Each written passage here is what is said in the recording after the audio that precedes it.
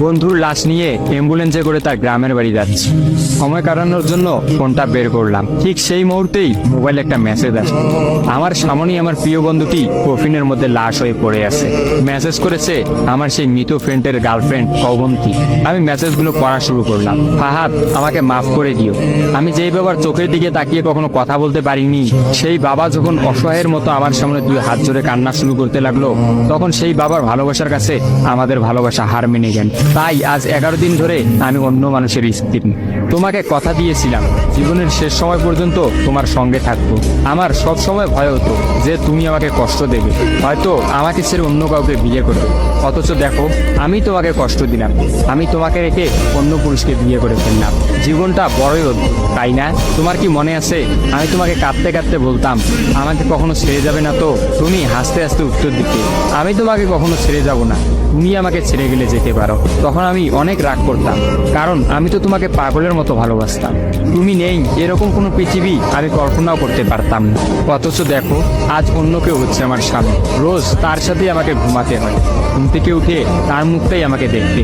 মানুষের জীবন এমন কেন যে যাকে চায় যদি তাকে পায়? প্রকৃতি তাতে কি এমন আসে যায়? কেনই বা প্রকৃতি তাদেরকে কাঁদায়? হুট করেই সবকিছু হয়ে গেছিল, তাই আমি ইচ্ছে করেই তোমার সাথে যোগাযোগ বন্ধ করতেই আমার নাম্বারটা বন্ধ করলাম। বিয়ের দিন ভাইয়ের ফোন হাতে নিয়ে আমার ফেসবুক আইডিটাও ডিলিট করে দিলাম। তুমি অনেক কষ্ট পেয়েছো আমি জানি, যার সঙ্গে সারা জীবন কাটাবো ভেবেছিলাম তাকেই শেষমেশ কষ্ট দিলাম। আমার পরিবারের সবাই খুশি, আমার স্বামীটা অনেক ভালো, এখন পর্যন্ত যা ব্যবহার করেছে আমার ভালোই লেগেছে। তবে ভবিষ্যতে কি হবে জানি না। তোমার কি আমার সেই প্রথম দেখা হওয়ার কথা মনে আছে? তবে সেটাই যে প্রথম দেখার, সেটাই যে শেষ দেখা হবে, এটা কখনোই ভাবতে পারি। আসলে মানুষের চিন্তার বাইরে যে কত কিছুই ঘটে, তাই না? সেদিন আমি তোমার সাথে 3 ঘন্টা ছিলাম, কিন্তু সেই 3 ঘন্টায় কেউ কাউকে স্পর্শও করিনি। কিন্তু তুমি যখন আমাকে তোমার রিক্সায় তুলে নিতে তোমার হাতটা বাড়িয়ে দিলে, তখন আমি তোমার হাতটা প্রথম স্পর্শ করেছিলাম। বিশ্বাস করো, সেদিন আমার কিছুতেই তোমার হাতটা ছাড়তে ইচ্ছা করছিল না। তোমার ঘরে আমার জন্য কিনে রাখা শাড়িগুলো নিশ্চয়ই এখনো আছে। আচ্ছা, আমি তো এখন আর তোমার নই, ওই শাড়িগুলোকে আমি পাবো? তোমার তো যখনই কোনো শাড়ি পছন্দ হতো তুমি কিনে রেখে দিতে, আমি বলতাম বিয়ের পর সবগুলো একসঙ্গে নেব। দেখো, আজ আমি বিবাহিত, কিন্তু আমার স্বামী তুমি নও। আমি এমনটা কখনোই চাইনি। নিজের পছন্দের একটা মেয়েকে বিয়ে করে নিয়ে তারপরে শাড়িগুলো তাকে দিয়ে দিই। মেয়েরা শাড়ি কতটা পছন্দ করে তা কি তুমি জানো?